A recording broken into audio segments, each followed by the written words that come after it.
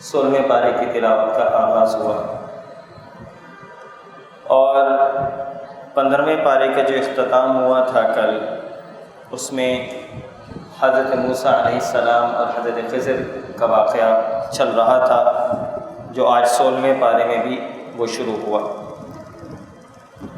یہ واقعہ کیا ہے کہ ایک دفعہ ایک سائل حضرت موسیٰ علیہ السلام کے پاس آیا اور اس کی کوئی ضرورت تھی۔ اس کے جواب میں حضرت موسیٰ علیہ السلام نے اس سے کہہ دیا کہ میں سب سے بڑا عالم ہوں، سب سے زیادہ علم میرے پاس ہے۔ تو اللہ رب العالمین کو یہ بات پسند نہیں آئی۔ اللہ تعالیٰ نے حضرت موسیٰ علیہ السلام کو بتایا کہ ہمارا ایک بندہ ہے جو خضر علیہ السلام کا احادیث میں ان کا نام آتا ہے، جس کے پاس تم سے زیادہ علم ہے۔ اور جب حضرت موسیٰ کو یہ بات پتہ چلی کہ مجھ سے زیادہ بھی علم کسی کے پاس موجود ہے، تو پھر حضرت موسیٰ علیہ السلام نے ان سے ملاقات کی خواہش کا اظہار کیا، شوق کا اظہار کیا۔ تو اللہ تعالیٰ نے بتایا کہ بھئی اس طریقے سے تم جاؤ گے، تم سفر کرو تو جہاں تمہاری مچھلی، تمہارے پاس ایک مچھلی ہوگی، جس جگہ پہ مچھلی تم سے چلی جائے تو وہاں پر تمہاری ملاقات خضر سے ہوگی یا ہمارے اس نیک بندے سے ہوگی۔ یہ خضر تو احادیث کے اندر ان کا نام آیا ہے۔ تو حضرت موسیٰ علیہ السلام نے اپنے غلام غالباً یوشع بن نون کے ساتھ اس سفر کا آغاز کیا، اور جب سفر چلتے رہے تو وہ اس مقام پر پہنچے کہ جہاں پر وہ مچھلی دریا کے اندر خود بخود راستہ بنا کر چلی گئی، اور یہ وہ مقام تھا جہاں پہ ملاقات ہونی تھی۔ حضرت موسیٰ علیہ السلام کی ملاقات پھر وہاں پہ حضرت خضر سے ہوئی، اور ان سے اپنے شوق کا اظہار کیا کہ میں آپ سے علم سیکھنا چاہتا ہوں، کیا آپ کے پاس علم ہے؟ اور اللہ تعالیٰ نے مجھے بتایا ہے میں اس علم سیکھنا چاہتا ہوں۔ خضر علیہ السلام نے ان سے کہا کہ دیکھیں آپ میرے ساتھ صبر نہیں کر سکیں گے۔ اچھا، ویسے ایک اور یہ بات ہے کہ حضرت موسیٰ علیہ السلام تھوڑے سے جذباتی بھی تھے، مطلب اکثر جگہوں پر ان کا جو آتا ہے تو وہ جذبات سے بھری ہوئی خطابت کیا کرتے تھے۔ تو ان سے کہا کہ آپ صبر نہیں کر سکیں گے۔ بہرحال ان دونوں نے سفر شروع کیا۔ اب موسیٰ علیہ السلام اور خضر علیہ السلام کا سفر چل رہا ہے، اور جب انہوں نے کشتی میں سفر شروع کیا تو حضرت خضر علیہ السلام نے ایک بہت ہی خوبصورت کشتی جس میں سفر کر رہے تھے، چلتے چلتے اس کشتی کو جو ہے نا تھوڑا سا اس میں عیب کوئی نکال دیا، اس میں توڑ پھوڑ تھوڑی سی کر دی کشتی کے اندر۔ موسیٰ علیہ السلام نے کہا ارے بھائی، یہ اتنی اچھی خاصی ایک کشتی کے اندر ہم سفر کر رہے ہیں، کیا ضرورت پڑ گئی آپ کو یہ کشتی کے اندر توڑ پھوڑ کرنے کی، اس کے اندر کوئی عیب نکالنے کی؟ تو اس اللہ کے بندے نے حضرت موسیٰ سے کہا کہ بھائی میں نے آپ سے کہا تھا آپ میرے ساتھ صبر نہیں کر سکتے۔ تو موسیٰ علیہ السلام نے کہا اچھا بھائی، اچھا کوئی معاملہ آگے بڑھتا ہے۔ پھر آگے چلتے ہیں تو ایک جگہ جاتے ہیں، وہ جو اللہ کا نیک بندہ تھا وہ ایک جگہ ایک بچے کو مکہ مارتا ہے اور بچہ وہیں پہ مر جاتا ہے۔ تو موسیٰ علیہ السلام کہتے ہیں بھائی کیا ہو گیا آپ کو، ایک اچھے خاصے بچے کو آپ نے مار دیا، قتل کر دیا، ختم کر دیا کسی بغیر وجہ کے۔ تو حضرت خضر نے ان سے کہا کہ دیکھیں میری آپ سے یہ بات ہوئی تھی کہ آپ سوال نہیں کریں گے، آپ صبر نہیں کر سکتے۔ تو حضرت موسیٰ علیہ السلام نے کہا کہ ٹھیک ہے، اگر اب میں سوال کروں، اب اگر میں کوئی بات کروں تو پھر میری اور آپ کی جدائی ہو جائے گی۔ انہوں نے کہا ٹھیک ہے بھائی۔ پھر یہ سفر چلتا رہا، آگے گئے تو ایک بستی کے اندر گئے اور بڑے بھوکے تھے دونوں، حضرت موسیٰ بھی بھوکے ہیں، حضرت خضر بھی بھوکے ہیں۔ ان لوگوں سے انہوں نے کھانا مانگا کہ بھائی کچھ کھانا ہمیں کھانے کو دے دو، تو ان بستی والوں نے ان کو کھانا نہیں دیا۔ اچھا، یہاں پہ یہ دونوں دیکھ رہے تھے بستی والوں نے کھانا نہیں دیا، یہ آگے پیچھے کہیں چل پھر کر رہے ہوں گے، تو انہوں نے دیکھا کہ ایک دیوار ہے جو گر رہی ہے۔ تو حضرت خضر علیہ السلام نے ان سے کہا کہ چلو بھائی اس دیوار کو ہم بنانا شروع کر دیتے ہیں۔ اب انہوں نے دیوار بنا دی۔ موسیٰ علیہ السلام نے کہا بھائی اللہ کے عجیب بندے ہو، ایک تو اس بستی والوں نے آپ کو کھانا نہیں دیا، اب یہ دیوار بنائی ہے تو اس دیوار کے بنانے کے عوض تھوڑا کچھ پیسے لے لو، کوئی کھانا پینا لے لو، کچھ تو ہو جائے نا، کوئی بھوکے۔ تو حضرت خضر علیہ السلام نے یہاں جواب دیا کہ ہاں اب ہمارا اور آپ کا معاملہ ساتھ نہیں چل سکتا۔ اب جب انہوں نے ہذا فراق بینی و بینک، اب میرا اور آپ کا جو ہے نا یہاں پر معاملہ آگے نہیں بڑھے گا. یہاں پر پھر حضرت خضر علیہ السلام نے ان کو ان تینوں معاملات کے حوالے سے اس کا علم دیا کہ وجوہات کیا تھیں ان تینوں چیزوں کی. ایک میں انہوں نے سب سے پہلے کہا کہ جس کشتی میں ہم سفر کر رہے تھے، مسئلہ یہ تھا کہ جب ہم کشتی میں سفر کر رہے تھے تو وہ کشتی صحیح سالم تھی، اور وہ کشتی اس جگہ سے گزرنی تھی جہاں پہ ایک بادشاہ تھا جو صحیح سالم کشتیوں کو قبضے کے اندر لے رہا تھا. تو اللہ کی مشیت اس میں یہ تھی کہ اس کشتی کو، اس غریب مچھیرے کی جو کشتی ہے یہ اسی کے پاس رہے، تو ہم نے تھوڑا سا اس میں نقص ڈال دیا تاکہ وہ بادشاہ اس کشتی کو نہ لے سکے. دوسری چیز، یہ جو بچہ تھا، یہ بچہ بڑے ہو کر اپنے والدین کا نافرمان ہونے والا تھا. تو مشیت خداوندی یہ تھی کہ اللہ تعالیٰ ان کو بعد میں ایک نیک اولاد دے دے، اور یہ جو اولاد ہے یہ ماں باپ کی آلریڈی نافرمان بننے والا تھا، تو ہم نے اس کو وہیں پر ہی ختم کر دیا. یہ اللہ کی اس میں مشیت شامل حال تھی. تیسری بات انہوں نے یہ بات بولی کہ وہ جو دیوار گر رہی تھی، در حقیقت یہ دیوار، اس کے نیچے ایک خزانہ دفن تھا، اور یہ خزانہ 2 یتیم بچوں کا تھا، اور ان کے والد اس دنیا سے رخصت ہو گئے تھے. تو اللہ یہ چاہتا تھا، اس میں مشیت خداوندی یہ تھی کہ وہ یتیم بچے جوان ہو جائیں. اگر یہ دیوار گر جاتی تو بستی والے لوگ ان کا خزانہ نکال لیتے. تو ہم نے اس دیوار کو بنا دیا تاکہ وہ خزانہ وہاں پر موجود رہے. اب تینوں معاملات ذرا دیکھیں کہ بظاہر جو ہے ان تینوں معاملات کے اندر نقصان نظر آ رہا ہے، لیکن در حقیقت اس نقصان کے پیچھے نقصان نہیں تھا، لیکن وہ فائدہ تھا. تو ہم اس واقعے سے مجھے اور آپ کو یہ تربیت ملتی ہے، یہ دعوت ملتی ہے کہ بظاہر جو نظر آنے والی چیزیں ہیں ضروری نہیں ہے کہ وہ جو چیز ہے وہ اصل ہو، ضروری نہیں ہے. ہو سکتا ہے کہ اس کے پیچھے کوئی اور اللہ کی قدرت پوشیدہ ہو. اس لیے جلد بازی نہیں کرنی چاہیے. اور مومن کا معاملہ تو بڑا عجیب ہے کہ اس کے اوپر کوئی مشکل آتی ہے تو بھی وہ اللہ کا صبر اور شکر ادا کرتا ہے. اس کے پاس فراخی ہوتی ہے، اس کے پاس مال و دولت ہوتا ہے، وہ تنگ دستی میں نہیں ہوتا، تو پھر بھی اللہ کا شکر ادا کرتا ہے. دیکھیں، بظاہر اگر کوئی معاملہ ہو گیا، بظاہر کاروبار کے اندر نقصان ہو گیا، بظاہر بچوں کا کوئی ایسا معاملہ ہو گیا، بظاہر کوئی ایکسیڈنٹ ہو گیا، تو اس وقت بھی اللہ کا شکر ادا کریں. اور میں اکثر یہ بات کرتا ہوں کہ آج سے چند سال قبل جب میں سویڈن میں تھا تو ان دنوں جب دعوت کے حوالے سے بڑی ایک خاص قسم کی مصروفیت تھی، اور وہاں پر ایک بہت بڑا مسئلہ ہوا. جب وہ مسئلہ ہوا تو اس کے بعد میں اپنی بہن سے بات کر رہا تھا. میری بہن سعودیہ میں مقیم ہے، جہاں پر ابھی میری والدہ بھی ہسپتال میں ہیں، وہ بھی ڈاکٹر ہیں، میری بہن، میرے بہنوئی بھی. تو میں ان سے بات کر رہا تھا اپنی بہن سے کہ بھائی مسئلہ بڑا ہو گیا، دعوت کے مسائل بڑے کھڑے ہو گئے ہیں یہاں پر. تو میری بہن نے مجھ سے کہا کہ دیکھو، تم اللہ کا شکر ادا کرو.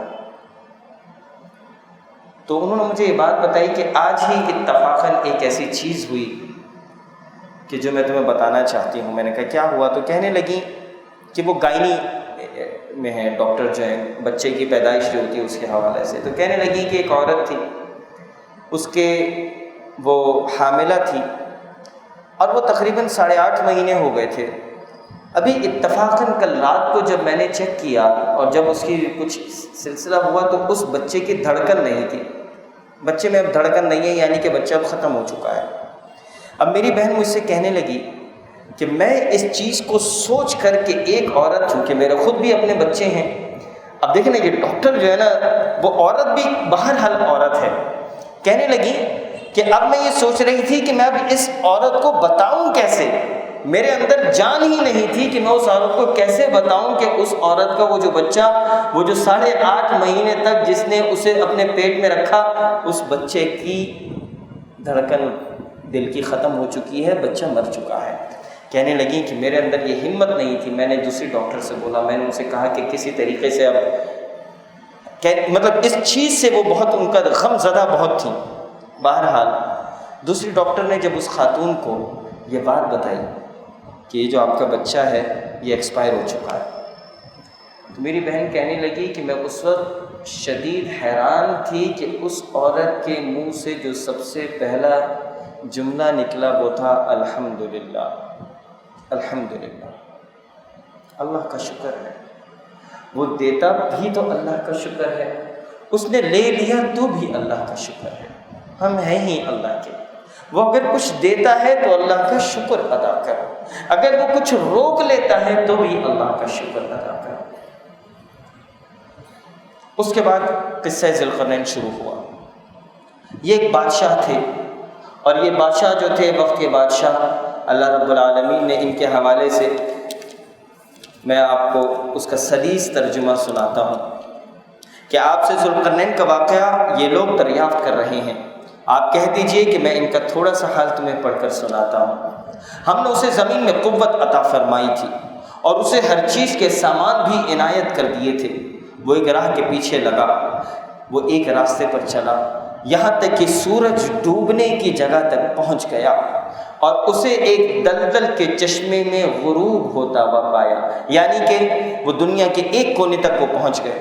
اللہ کا حکم بجا لاتے رہے، وہ بادشاہ جو تھا وہ اللہ کا نیک بندہ تھا، وہ دنیا کے ایک کونے تک پہنچ گیا، یہاں تک کہ انہوں نے سورج کو ڈوبتے ہوئے دیکھا، اور وہ ڈوبنے کی جگہ پر پہنچ گیا اور اسے ایک دلدل کے چشمے میں غروب ہوتا پایا، اور اس چشمے کے پاس ایک قوم کو بھی پایا۔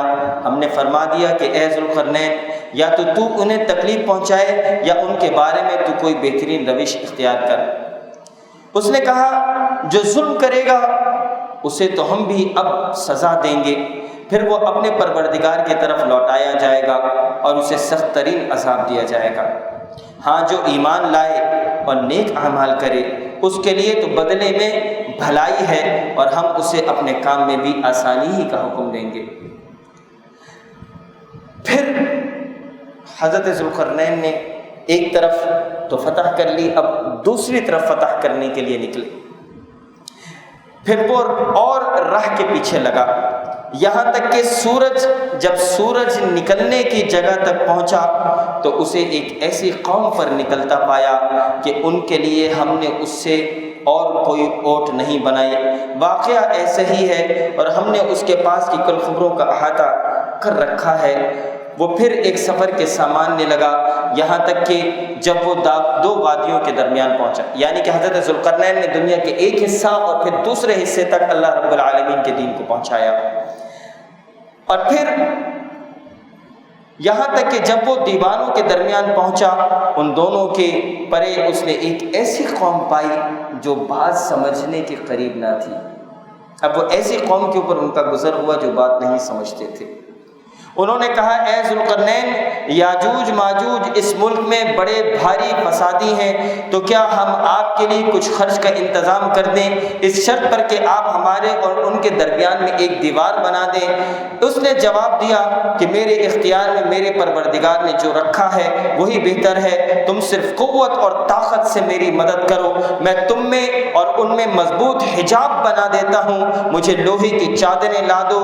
یہاں تک کہ جب ان دونوں پہاڑوں کے درمیان میں دیوار کو برابر کر دیا تو حکم دیا کہ آگ تیز جلاؤ، تا وقتے کے لوہے کی ان چادروں کو بالکل آگ کر دیا، تو فرمایا میرے پاس لاؤ اس پر پگھلا ہوا تانبا تاکہ میں اس کے اوپر ڈالوں۔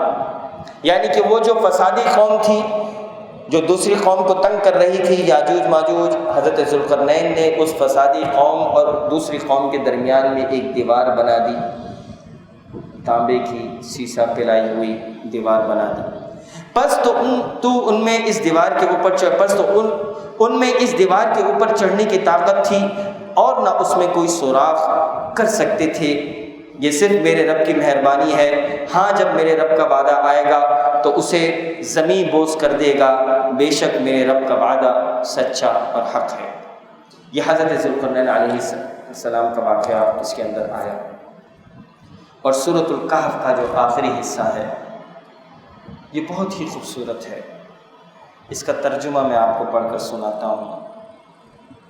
کیا کافر یہ خیال کیے بیٹھے ہیں کہ میرے سوا وہ میرے بندوں کو اپنا حمایتی بنا لیں گے؟ سنو، ہم نے تو ان کفار کی مہمانی کے لیے جہنم تیار کی ہوئی ہے۔ کہہ دیجئے کہ اگر تم کہو تو میں تمہیں بتا دوں کہ باعتبار اعمال سب سے زیادہ خسارے میں کون ہیں۔ سب سے زیادہ خسارے میں وہ ہیں جن کی دنیا کی زندگی کی تمام تر کوششیں بیکار ہو گئیں اور وہ اسی گمان میں رہے کہ وہ بہت اچھے کام کر رہے ہیں۔ یہی وہ لوگ ہیں جنہوں نے اپنے پروردگار کی آیتوں اور اس کی ملاقات سے کفر کیا، اس لیے ان کے اعمال غارت ہو گئے، بس قیامت کے دن ہم ان کا کوئی وزن قائم نہ کریں گے۔ حال یہ ہے کہ ان کا بدلہ جہنم ہے، کیونکہ انہوں نے کفر کیا اور میری آیتوں اور میرے رسولوں کا مذاق اڑایا۔ اب ایمان لانے والوں کی بات اللہ رب العالمین بتا رہے ہیں۔ جو لوگ ایمان لائے اور انہوں نے کام بھی اچھے کیے، یقیناً ان کے لیے الفردوس کے باغات کی مہمانی ہے۔ یہ الفردوس کیا ہے؟ یہ الفردوس سب سے بہترین جنت، جو سب سے اعلیٰ جنت ہے، جنت الفردوس ہے، دا ہائیسٹ لیول آف جنت۔ تو اس لیے جب بھی جنت کا سوال کریں تو جنت الفردوس کا سوال کریں کہ اے اللہ ہمیں جنت الفردوس عطا کر، جہاں وہ ہمیشہ رہیں گے، جس جگہ کو بدلنے کا کبھی بھی ان کا ارادہ ہی نہ ہوگا۔ اب یہاں پر اللہ رب العالمین اس آیت میں کیا کہتے ہیں کہ کہہ دیجئے اگر میرے پروردگار کی باتوں کے لکھنے کے لیے سمندر سیاہی بن جائے، قل لو کان البحر مدادا لکلمات ربی، سمندر سیاہی بن جائے، لنفد البحر قبل ان تنفد کلمات ربی ولو جئنا بمثلہ مددا، اگر یہ سمندر سیاہی بن جائے تو بھی وہ میرے رب کی باتوں کے ختم ہونے سے پہلے ہی ختم ہو جائے گا، گو ہم اس جیسا اور بھی اس کی مدد میں لے آئیں۔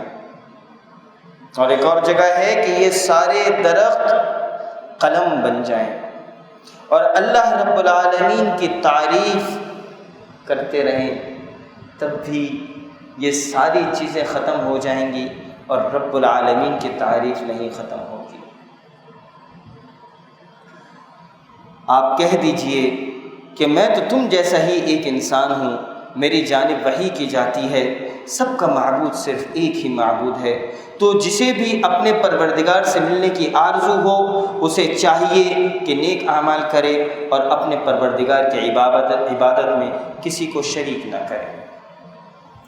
یہاں جو ذکر کی بات کی گئی اور یہاں پر جو اللہ رب العالمین کی تعریف کی بات کی گئی کہ یہ سارے سمندر سیاہی بن جائیں اور سارے درخت اگر یہ قلم بن جائیں تو بھی اللہ تعالیٰ کی باتیں ختم نہ ہوں۔ دیکھیں، میں آپ کو ایک مختصر سی بات سمجھاتا ہوں۔ ذکر جب ہم کریں، جب اللہ کی تعریف بیان کریں تو اس میں ڈوب جائیں۔ اب اس کے حوالے سے یہ مختصر سی بات یہ ہے کہ جب ہم فجر اور عصر کے اندر اکثر ذکر کرتے ہیں، ویسے تو ہر نماز کے بعد ریکمینڈڈ جو چیز ہے وہ اللہ کے نبی صلی اللہ علیہ وسلم جو ہر نماز کے بعد کیا کرتے تھے وہ کیا کرتے تھے؟ ہر نماز کے بعد ذکر کیا کرتے تھے، سبحان اللہ، الحمدللہ، اللہ اکبر کا 33 دفعہ، ٹھیک ہے؟ اور پھر اس کے علاوہ قل هو اللہ، قل اعوذ برب الفلق، قل اعوذ برب الناس کی تلاوت کرتے تھے۔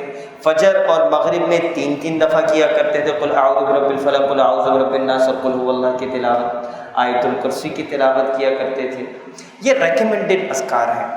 لیکن جب ہم ذکر کرتے ہیں فجر اور عصر میں اکثر ہمارے یہاں ہوتا ہے، اچھا یہ بھی ایک چیز ہے کہ ہم سمجھتے ہیں کہ ذکر فجر اور عصر میں ہے، بھائی ایسا نہیں ہے۔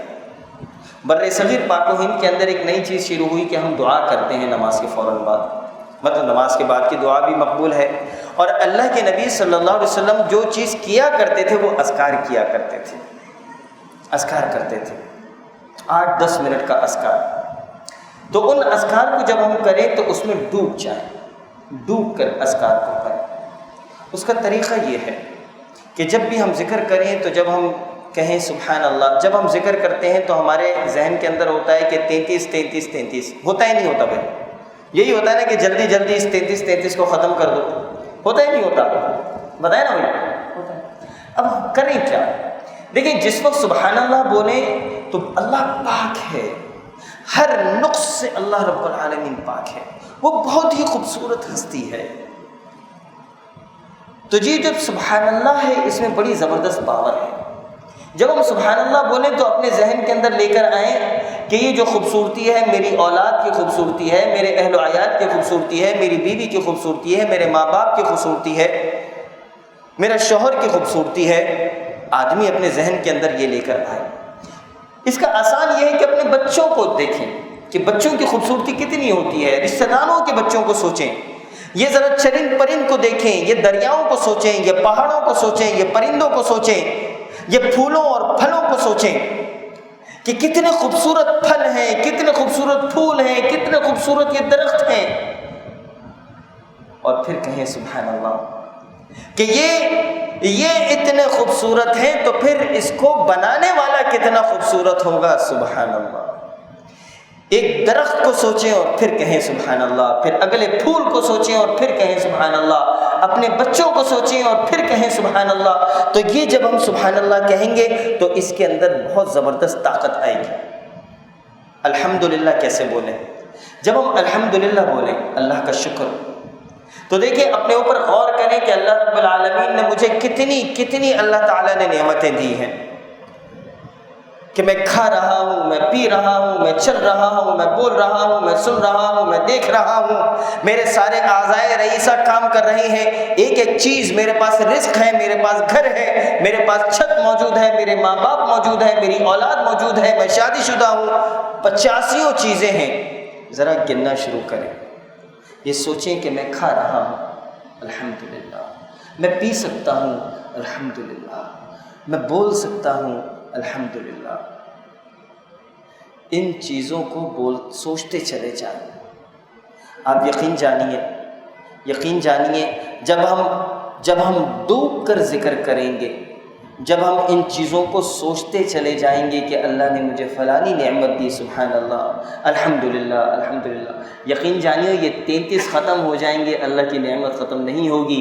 انسان چاہے گا کہ وہ 33 تو 33 وہ سینکڑے کے اندر چلا جائے, وہ ہزاروں میں چلا جائے. اور خود قرآن یہ کہتا ہے کہ وَإِن تَعُدُّوا نِعْمَةَ اللَّهِ لَا تُحْصُوهَا, تم اللہ کی نعمتوں کو گننا شروع کر دو گے تو اللہ کی نعمتوں کو تم گن نہیں سکتے. اس لیے ڈوب کر. اور تیسری چیز, جب اللہ اکبر بولے تو ذہن کے اندر لے کر آئیں اپنی پریشانیوں کو, اپنے مسائل کو, اپنی مشکلات کو, اپنی دعاؤں کو, جو بھی ہم دعا کرنا چاہتے ہیں, جس پریشانی میں ہم مبتلا ہیں, اور اس پریشانی کو سوچیں, اور اس پریشانی کو سوچنے کے بعد زبان سے نکالیں اللہ اکبر. اے اللہ یہ پریشانی تو بہت چھوٹی ہے, اے اللہ تو بہت بڑا ہے, اللہ اکبر. تو چاہے تو اس پریشانی کو ختم کر دے, اللہ اکبر. اس طریقے سے ذکر کر, اس کو یاد کریں, اس کی فکر کریں.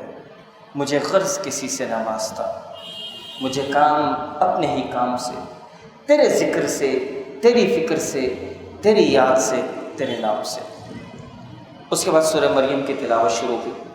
سورہ مریم کے اندر یہاں پہ حضرت زکریا علیہ السلام کا تذکرہ آیا کہ حضرت زکریا علیہ السلام کو اللہ تعالیٰ نے اولاد دی اور اولاد کی بشارت دی. حضرت زکریا نے کہا کہ میں تو بوڑھا ہو چکا ہوں, میری بیوی بھی بوڑھی ہے, اس بڑھاپے کے اندر بھی مجھے اولاد. تو حضرت زکریا کو اللہ تعالیٰ نے یحییٰ علیہ السلام کی بشارت دی. اور کیا کہا یحییٰ علیہ السلام کی جب پیدائش ہوئی, یحییٰ سے کہا کہ یا یحییٰ خذ الکتاب بقوہ, کہ اس کتاب کو قوت سے پکڑ لو, اس کتاب کو قوت سے پکڑ لو. یہ جتنے بھی انبیاء آئے, جتنے بھی رسول آئے, اور جن کے پاس بھی اللہ رب العالمین نے کتابیں بھیجی, ان کے پاس یہ دعوت بھیجی گئی کہ اس کتاب کو مضبوطی سے تھام لیں، اور خود قرآن مجھے اور آپ کو یہ بات کہتا ہے وَاعْتَصِمُوا بِحَبْلِ اللَّهِ جَمِيعًا وَلَا تَفَرَّقُوا، کہ اس قرآن کو، اللہ کی رسی کو مضبوطی سے تھام لو۔ اللہ کا جو معجزہ، اللہ کی جو رسی آج میرے اور آپ کے پاس موجود ہے، یہ قرآن ہے۔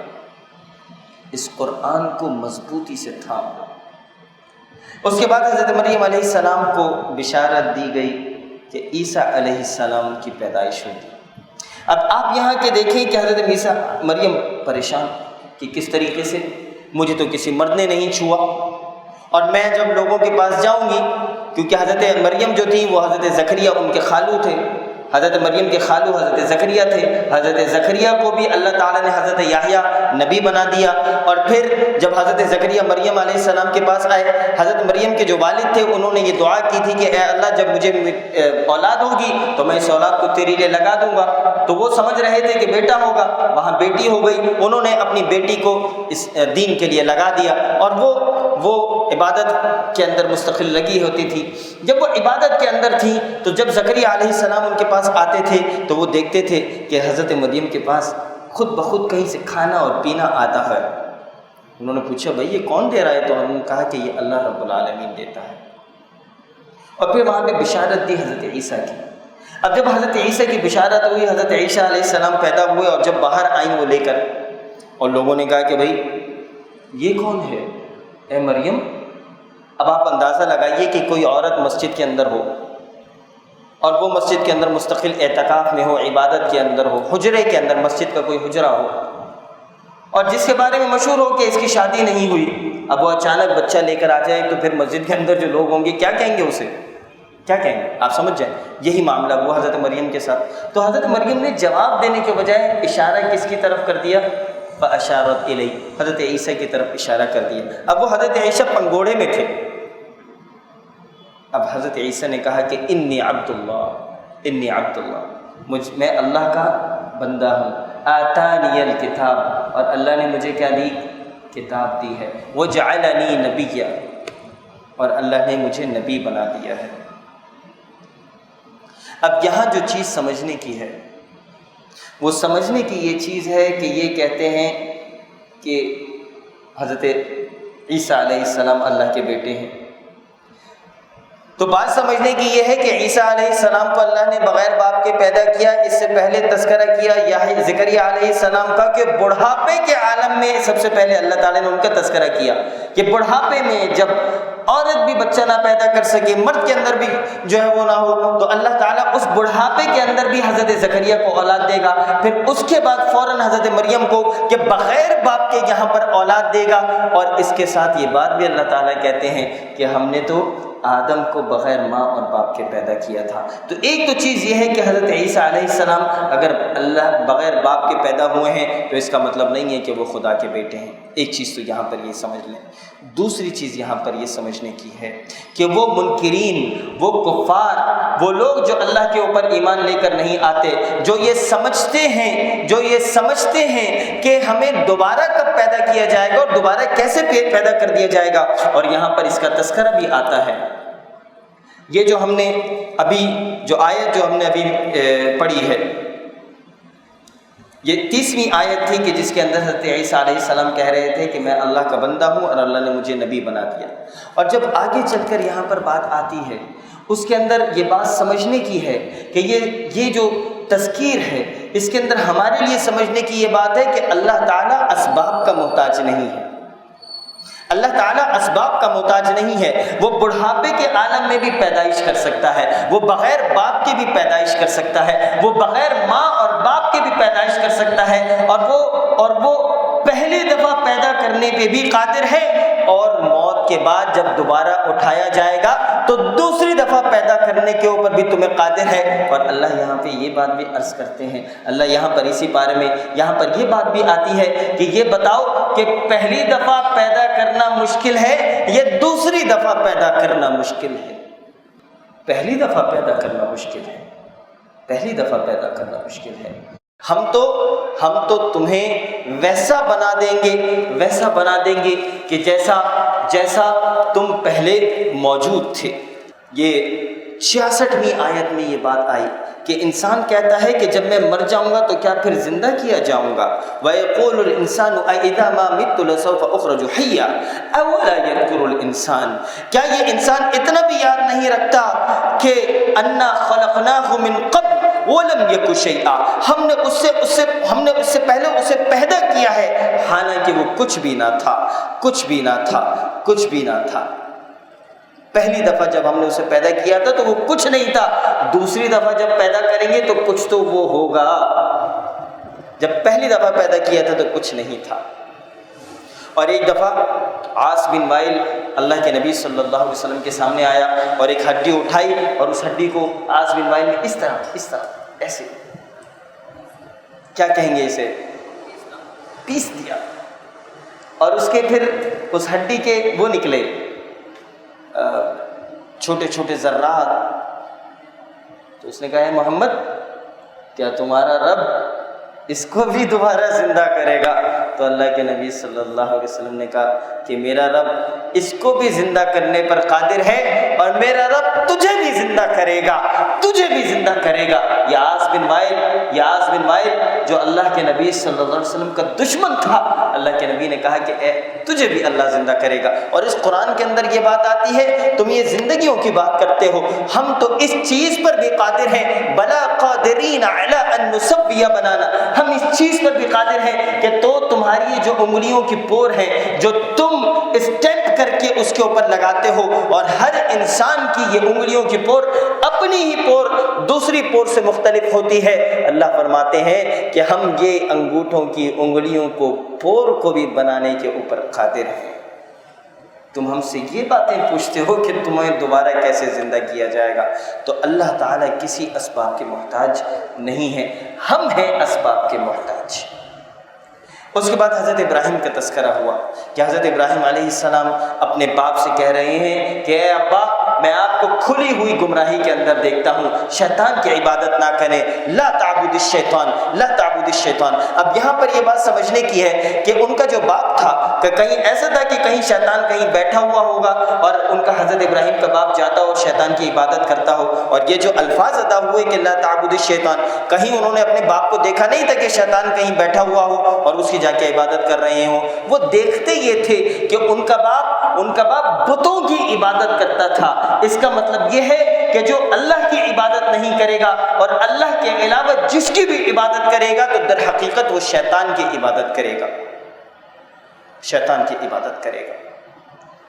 اس کے بعد اللہ تعالیٰ نے تذکرہ کیا کہ ہم نے ابراہیم کو اسحاق دیا، یعقوب دیا، اور پھر اس کے بعد حضرت موسیٰ علیہ السلام کا تذکرہ آیا، حضرت اسماعیل کا تذکرہ آیا، حضرت ادریس کا تذکرہ آیا، اور پھر ان کے بعد جو اللہ رب العالمین نے جو بہت ہی اہم بات آئی ہے وہ یہ کہ یہ وہ انبیاء ہیں جن پر اللہ نے فضل و کرم کیا، جو اولاد آدم میں سے ہیں اور ان لوگوں کی نسل سے ہیں جنہیں ہم نے نوح کے ساتھ کشتی میں چڑھا لیا تھا، اور اولاد ابراہیم و یعقوب سے ہیں اور ہماری طرف سے ہدایت یافتہ ہیں اور ہمارے پسندیدہ لوگوں میں سے ہیں۔ ان کے سامنے جب اللہ کی رحمان کی آیتوں کی تلاوت کی جاتی ہے یہ سجدہ کرتے ہیں اور روتے ہوئے گڑ گڑاتے گر پڑتے ہیں۔ یہ جو ہم نے آج جو سجدہ کیا تھا یہ وہ آیت تھی، اور اس کے بعد جو الفاظ شروع ہوئے وہ کیا تھے؟ اللہ فرماتے ہیں فَخَلَفَ مِن بَعْدِهِمْ خَلْفٌ أَضَاعُوا الصَّلَاةَ وَاتَّبَعُوا الشَّهَوَاتِ، کہ ان کے بعد ایسے ناخلف پیدا ہوئے۔ فَخَلَفَ مِن بَعْدِهِمْ خَلْفٌ، ان کے بعد جو آنے والے لوگ تھے اتنے ناخلف تھے، انہوں نے کیا کام کیے؟ یہ میں آپ سے کہوں گا آج جب درس سے جائیں تو یہ دو چیزیں ضرور لے کے جائیں۔ اللہ فرماتے ہیں کہ ان کے بعد آنے والے لوگ تھے، کن کے بعد؟ پہلے اللہ نے انبیاء کا تذکرہ کیا سب، کہ ان انبیاء کے جو ماننے والے تھے ان کے بعد جو لوگ آئے انہوں نے کیا کیا؟ یہ ناخلف تھے۔ یہ ناخلف کیوں تھے؟ انہوں نے دو کام کیے۔ اللہ فرماتا ہے اضاعوا الصلاۃ، انہوں نے اپنی نمازوں کو ضائع کر دیا، واتبعوا الشہوات، اور اپنی شہوات کی اتباع کے اندر لگ گئے، اپنی خواہشات کی اتباع کے اندر لگ گئے۔ یہ دو چیزیں، اگر کل ان لوگوں نے اس طریقے سے کام کیا تھا تو وہ جہنمی ہو گئے۔ اور میرے بھائی، یہ آج امت محمدی صلی اللہ علیہ وسلم، دیکھیں ایمان کے لیے نماز پڑھنا شدید ضروری ہے، نماز کے بغیر ایمان مکمل کیسے ہے؟ اور خود ہم 10ویں پارے میں یہ بات سن چکے ہیں کہ جب مشرکین ایمان لے کر آئیں، جب توبہ کر لیں تو یہ دو کام کریں گے، یا پہلی چیز وہ نماز قائم کریں گے، دوسری چیز وہ زکوٰۃ دیں گے۔ یہ دونوں چیزیں بہت اہم ہیں۔ دیکھیں جب زکوٰۃ حضرت ابوبکر صدیق کے زمانے میں لوگوں نے انکار کیا تو حضرت ابوبکر صدیق نے ان لوگوں کے خلاف کہ جو اللہ پر، محمد رسول اللہ پر، قرآن کے اوپر، آخرت کے اوپر، سب پر ایمان رکھتے تھے، وہ نمازیں بھی پڑھتے تھے لیکن صرف ایک کام نہیں کرتے تھے، انہوں نے زکوٰۃ دینا بند کر دی۔ ابو بکر صدیق رضی اللہ تعالیٰ عنہ نے ان کے خلاف جہاد کر دیا۔ میرے بھائی یہ دو چیزیں بڑی اہم ہیں، نماز اور زکوٰۃ۔ اور یہاں پر جو چیز آ رہی ہے، اللہ نے کہا کہ ان کے بعد جو ناخلف پیدا ہوئے وہ ایسے ناخلف تھے کہ انہوں نے اپنی نمازوں کو بھی چھوڑ دیا، نمازوں کو بھی تباہ کر دیا، برباد کر دیا۔ اور جب نمازوں کے لیے آتے تھے وَإِذَا قَامُوا إِلَى الصَّلَاةِ قَامُوا كُسَالَىٰ، یہ پچھلے گزر چکا ہے کہ منافقین کا حال یہ ہوتا ہے کہ جب یہ نماز کے لیے آتے ہیں تو بڑے رینگتے ہوئے مسجدوں کی طرف آتے ہیں، رینگتے ہوئے آتے ہیں۔ یہ منافقین کا حال یہ ہے۔ اس کے بعد سورہ طٰہٰ کی تلاوت شروع ہوئی۔ مجھے وقت بتائیں گے کہ کتنا ہو گیا؟ 11:10 ہو گئے۔ اس کو ہم سورہ طٰہٰ کی تلاوت ہوئی۔ سورہ طٰہٰ کی تلاوت میں حضرت موسیٰ علیہ السلام کا تذکرہ آتا ہے۔ یہ سارا تذکرہ میں آلریڈی آپ کے سامنے بیان کر چکا ہوں۔ ایک چیز جو بڑی اہم ہے وہ یہ ہے کہ حضرت موسیٰ علیہ السلام نے کیا دعا کی، ہم سب دعوت دینے والے بن جائیں، ہم سب دین کی دعوت دینے والے بن جائیں۔ دیکھیں آپ جو لوگ یہاں پر موجود ہیں، آج جب آپ یہ جائیں تو لوگوں کو، اپنے گھر والوں کو، دوستوں کو، احباب کو، سب کو دعوت دیں۔ اور اگر آپ سمجھتے ہیں کہ آپ صحیح طریقے سے بول نہیں سکتے، صحیح طریقے سے بات نہیں کر سکتے، تو یہ حضرت موسیٰ کو بھی پریشانی تھی۔ حضرت موسیٰ نے اللہ تعالیٰ سے کیا کہا؟ رب اشرح لی صدری، اے اللہ میرے سینے کو کھول دے، میں دعوت دینا چاہتا ہوں، میں لوگوں کو بتانا چاہتا ہوں، تیری طرف بلانا چاہتا ہوں۔ رب اشرح لی صدری ویسر لی امری، اور میرے لیے کاموں کو آسان کر دے۔ واحلل عقدۃ من لسانی، میری زبان کو، اس کو کھول دے، اس کے اندر کوئی لغنت ہو، اس کے اندر کوئی مسئلہ ہو، اس کو اندر شیرینی پیدا کر دے۔ یفقہوا قولی، اور جو میں بات کروں تو وہ بہترین عمل کے ساتھ ہو، بہترین بات میری طرف سے لوگوں کو پہنچا دے۔ یہ دعا ہر ایک یاد کر لے، سورہ طٰہٰ کے اندر یہ آتی ہے، اور یہ دعا آیت نمبر 25 سے ہے یہ دعا۔ اس کے بعد یہ پورا تذکرہ حضرت موسیٰ علیہ السلام کا کہ کس طریقے سے موسیٰ علیہ السلام اور جادوگروں کا معاملہ ہوا، یہ سارا میں آلریڈی آپ کے سامنے بیان کر چکا ہوں۔ آخر میں جو چیز آئی، آخر میں یہ چیز آئی سورہ طٰہٰ کے آخر میں کہ دیکھو یہ ہم سب کے لیے ہے کہ وَمَنْ أَعْرَضَ عَنْ ذِكْرِي۔ دیکھیں آج اگر پاکستان میں مسئلہ ہے، امت مسلمہ کے ساتھ اگر مسئلہ ہے تو اس کی کچھ بنیادی چیزیں ہیں، بنیادی وجوہات یہ ہیں کہ اللہ کہتا ہے وَمَنْ أَعْرَضَ عَنْ ذِكْرِي، جس نے میرے ذکر سے اعراض کیا، اور جو ذکر ہے وہ یہ قرآن موجود ہے، یہ قرآن و سنت ہے۔ وَمَنْ أَعْرَضَ عَنْ ذِكْرِي، جس نے میرے قرآن سے، جس نے میرے نبی کریم صلی اللہ علیہ وسلم کی سنت سے اعراض کیا، جس نے اس پورے احکام کو چھوڑ دیا، وَمَنْ أَعْرَضَ عَنْ ذِكْرِي فَإِنَّ لَهُ مَعِيشَةً ضَنْكًا، میں ان کی معیشت کو ایسے جکڑ دیتا ہوں، ان کی معیشت کو۔ اس قرآن سے اگر اعراض کرو گے، اس قرآن سے دور ہٹ جاؤ گے، اللہ فرماتا ہے وَمَنْ أَعْرَضَ عَنْ ذِكْرِي فَإِنَّ لَهُ مَعِيشَةً ضَنْكًا وَنَحْشُرُهُ يَوْمَ الْقِيَامَةِ أَعْمَىٰ، اور قیامت کے دن انہیں اندھا کھڑا کیا جائے گا۔ قال وہ کہیں گے رب لم حشرتنی اعمیٰ، اے اللہ، اے میرے رب، مجھے اندھا کھڑا کیا ہے، وقد كنت بصیرا، میں تو دیکھ سکتا تھا، میں جب دنیا کے اندر تھا میری تو آنکھیں موجود تھیں۔ اللہ رب العالمین کیا کہیں گے؟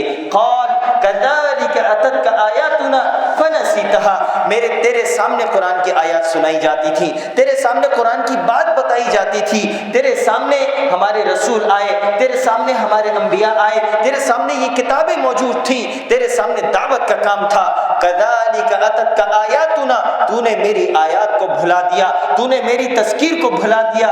کذالک اتتک آیاتنا، تو نے یہ سب کچھ بھلا دیا۔ فنسیتها، ہم بھی تجھے بھلا دیں گے۔ وکذالک اليوم تنسیٰ، آج ہم تجھے بھلا دیں گے۔ جب تیرے سامنے قرآن کی آیات سنائی جاتی تھی، پڑھی جاتی تھی، بتائی جاتی تھی، تو نے ان قرآن کی آیتوں کو بھلا دیا تھا۔ اس لیے میرے بھائی اس قرآن سے رشتے کو مضبوط کرنا ہے۔ اقول قولی ھذا استغفر اللہ لی ولکم ولسائر المسلمین والحمد للہ رب العالمین۔